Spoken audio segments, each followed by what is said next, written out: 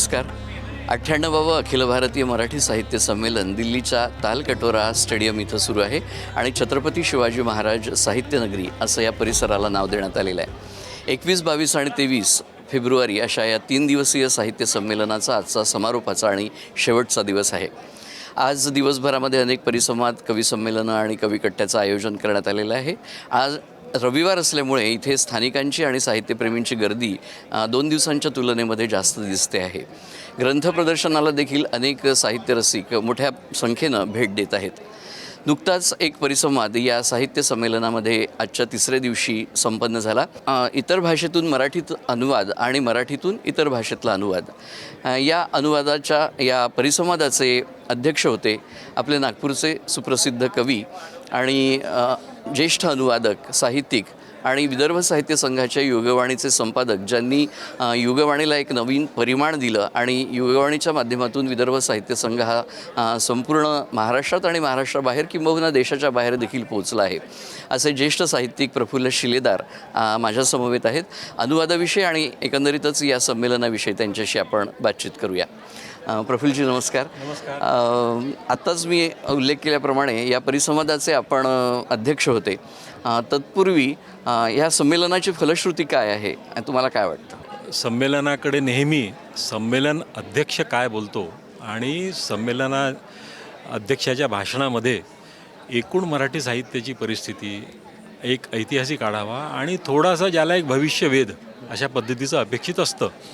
तर मला असं वाटतं की ताराबाईंनी म्हणजे तारा भवाळकरांनी ज्या पद्धतीने आपले विचार मांडले आणि परंपरेला आधुनिकतेशी जोडून घेतला आणि आपली आजची सामाजिक परिस्थिती, आपली राजकीय परिस्थिती, आपली वाङ्मयीन परिस्थिती, संत साहित्याचा उहापोह आणि स्त्रीवाद अशा अनेक मुद्द्यांना स्पर्श करत त्यांनी अतिशय उत्तम भाषण इथे दिलं आणि त्यावरती चर्चा पण सुरू आहे. मतभेद संभवू शकतात, परंतु एक विचार करायला भाग पाडणारं असं ते त्यांचं अध्यक्षीय भाषण आहे. मला वाटतं की संमेलनाची फलश्रुती ही नेहमी अध्यक्षीय भाषणातूनच ठरत असते. त्यामुळे ही उत्तम आहे असं माझं मत आहे. अनेक परिसंवादांमध्ये मग लोक वेगवेगळे अभ्यासक, वेगवेगळ्या भागातले लोक इथे सहभागी होतात आणि आपापले विचार मांडतात. तो नंतरचा भाग असतो, परंतु प्राथमिकता ही नेहमी अध्यक्षीय भाषणाला दिली जाते. आता अनेक चर्चासत्र आहेत, परिसंवाद आहेत, त्यामधूनही पण वेगवेगळ्या मुद्दे मांडले जात आहेत. पुस्तक प्रदर्शनाला इथे लोक आलेले आहेत. हा एक वैचारिक देवाणघेवाण ही पण या संमेलनाची फलश्रुती आपण मानू शकतो. त्याचप्रमाणे एक अजून महत्त्वाची गोष्ट मला अशी वाटते की नेहमी महाराष्ट्रामध्ये आपली संमेलनं होतात, परंतु अधूनमधून महाराष्ट्राच्या बाहेरही पण ही संमेलनं व्हायला पाहिजे असं सगळ्यांचंच मत असतं. कारण की मराठी भाषक समाज जो आहे हा महाराष्ट्राच्या बाहेर देखील भरपूर आहे. महाराष्ट्राच्या बाहेर काय, देशाच्या बाहेर देखील अनेक ठिकाणी मराठी लोक आहेत, राहतात आणि आपली संस्कृती जपण्याचा प्रयत्न करतात. तर महाराष्ट्राच्या बाहेर संमेलन होणं हे एक प्रकारे तिथल्या मराठी भाषिक समाजाला बळ देण्यासारखं असतं. तिथल्या मराठी भाषिक समाजाला त्या भाषेशी पुन्हा जोडून घेणं असतं. तर अशा अनेक स्तरांवरती संमेलनाच्या फलश्रुतीचा आपण निश्चितपणे विचार करू शकतो. आज जो परिसंवाद झाला त्या परिसंवादाचा तो अनुवादाशी संबंधित परिसंवाद होता आणि त्याचे आपण अध्यक्ष होतात. तर एकंदरीतच त्या परिसंवादातून काय मिळालं असं आम्हाला सांगता येईल? आजच्या अनुवादाच्या परिसंवादामध्ये 4 वक्ते होते आणि या 4 वक्त्यांनी त्या 4ही वक्त्यांची पार्श्वभूमी वेगवेगळी होती. म्हणजे कुणी हिंदीतून मराठीमध्ये अनुवाद करत होते, कुणी मराठीतून हिंदीमध्ये केलेलं आहे, मराठीतून इंग्रजीमध्ये अनुवाद केलेला आहे.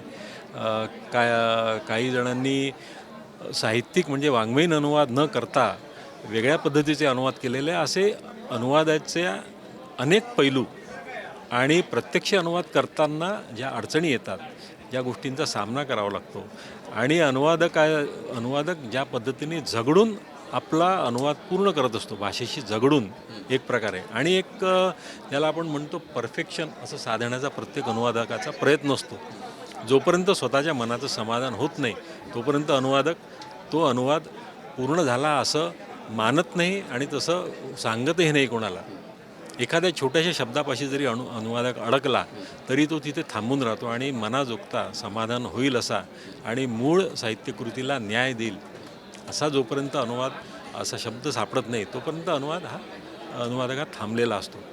तर असे अनेक विचार तिथे निर्माण झाले आणि त्याच्यावरती चांगला उहापोह झाला आजच्या सगळ्या परिसंवादामध्ये. अनुवादाचं क्षेत्र हे मराठी साहित्याला अगदीशय आता खूप जवळचं झालेलं आहे. अनेक भाषांमधले वेगवेगळे ग्रंथ, महत्त्वाची पुस्तकं, त्यांचा अनुवाद मराठीमध्ये होतो आहे आणि ती मराठी वाचकांसाठी एक पर्वणी ठरते आहे. पण अनुवादाचं क्षेत्र त्या दृष्टीने थोडंसं आधुनिक आहे, नवीन आहे. तर या क्षेत्रामध्ये येऊ घालणाऱ्या जे लोक आहेत, ज्यांना असं वाटतं की आपण अनुवादाच्या क्षेत्रातही काम करावं, एक ज्येष्ठ अनुवादक म्हणून तुम्ही काय मार्गदर्शन कराल? थोडंसं विस्ताराने याविषयी तुम्ही सांगा. नक्की सांगेन मी. काय होतं की आता पंचायत अशी होते की आपल्याकडे हौशी अनुवादकांचं पीक आलेलं आहे. एक प्रकारे तुम्ही आत्ता जे बोललात की सुरसुरी येते अनुवाद करायची आणि पटकन अनुवाद करून टाकतात आणि तो फेसबुकला लावून देतात बस. तर हा जो प्रकार आहे हा काही मी अनुवादक यांना म्हणणार नाही, अनुवादाच्या कक्षेत येणार नाही. अनुवाद ही खरोखर गंभीरपणे करण्याची गोष्ट आहे. म्हणजे दोन स्तरावरती हे काम होत असतं. पहिली गोष्ट ही आहे की तुम्ही ज्या भाषेतून ज्या दुसऱ्या भाषेमध्ये अनुवाद करत आहात या दोन्ही भाषांचं पुरेसं ज्ञान तुम्हाला आवश्यक असणं गरजेचं आहे. कारण समजा आता साधी गोष्ट आहे, मराठीतून हिंदीमध्ये अनुवाद करायचा असेल, एक सोपं उदाहरण घेऊया आपण. तर हिंदी भाषेचं संपूर्ण ज्ञान आपल्याला असणं गरजेचं आहे.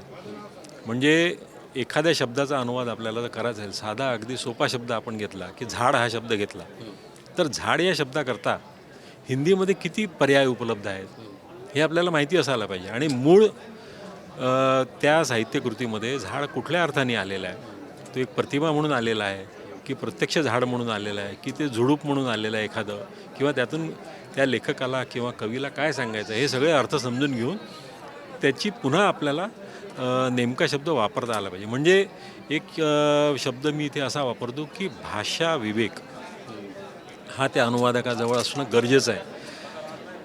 भाषा विवेक कुठे कामात येतो?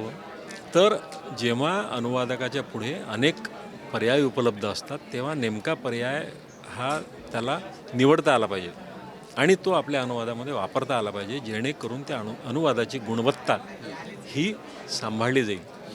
अनेकदा काय होतं की चुकीचे शब्द अनुवादामध्ये येतात आणि चुकीचे शब्द आल्यामुळे अनेकदा अर्थाचा अनर्थ होतो किंवा अर्थातून एक वेगळाच अर्थ निघायला लागतो. अशा पद्धतीचे अनुवाद होऊ नये म्हणून दोन्ही बाजूचं ज्ञान आवश्यक आहे. नुसतं भाषेचं ज्ञान असून चालणार नाही.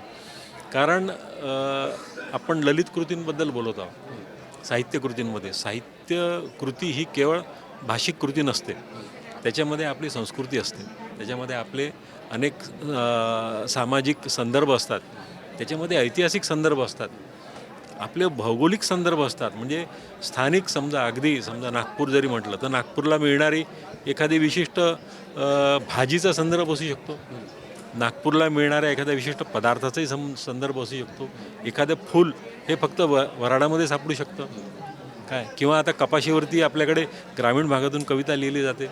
शक्य आहे कपाशीचं पीक हे पश्चिम महाराष्ट्रामध्ये होत नाही, तिकडे ऊसाचं पीक होतं, आपल्याकडे ऊस घेतला जात नाही.